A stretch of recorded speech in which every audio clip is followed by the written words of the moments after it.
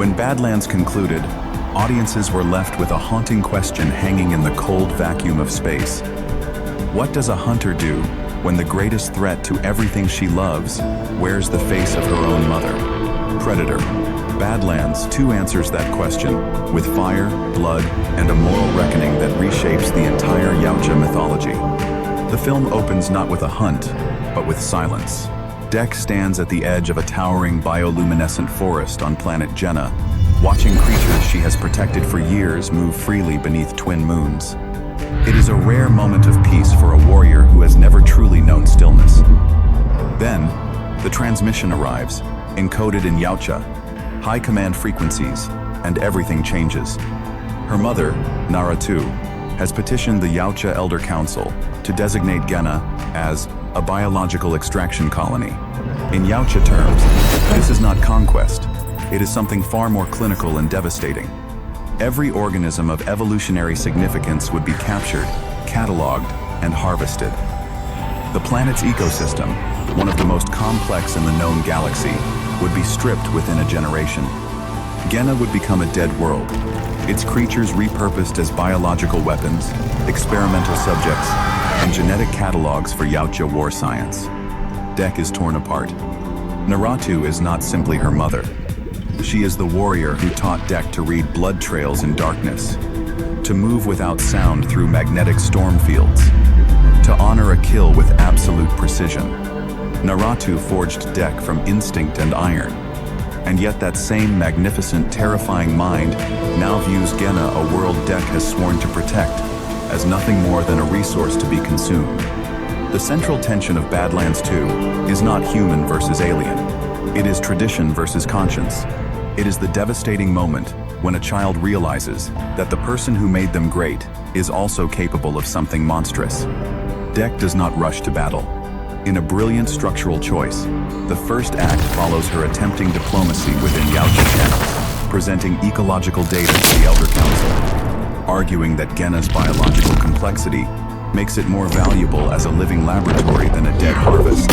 The Elders are unmoved. Genna's extraction has already been approved. Construction vessels are 3 cycles away. This is where Badlands 2 ignites. Dek goes rogue not in the chaotic, desperate way of someone who has lost control, but with cold, surgical precision. She dismantles Naratu's advanced survey teams one by one, leaving their bodies, only disabled equipment, and a single Yautja glyph at each site. The ancient symbol meaning, "This world is not yours." The message is clear. The hunt is on. Naratu's response is equally measured and far more terrifying. Rather than sending soldiers, she comes herself, accompanied by her 3 elite bloodhound warriors, Yautja specialists in tracking rogue hunters. What follows is a 3-act chase across Genna's most extreme environments: volcanic plains where heat renders cloaking technology useless, deep ocean trenches where predator biomask systems are overwhelmed by pressure, and the ancient ruins of Genna's original dominant species, a civilization that died precisely because something came and took everything. The ruins sequence is the film's thematic heart. Dek and Naratu are momentarily trapped together by a catastrophic seismic event, forced to survive side by side in the dark. No weapons, no technology, just 2 hunters and the truth between them. In this extended, dialogue-driven sequence, one of the most ambitious in franchise history, Naratu does not apologize. Instead, she explains her logic with devastating clarity. The Yautja are dying as a species. Their gene pool narrows with each generation.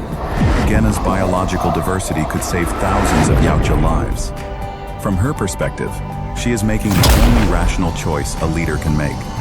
Dek's response defines her character. A hunter who destroys everything to survive is no longer a hunter. They are a plague.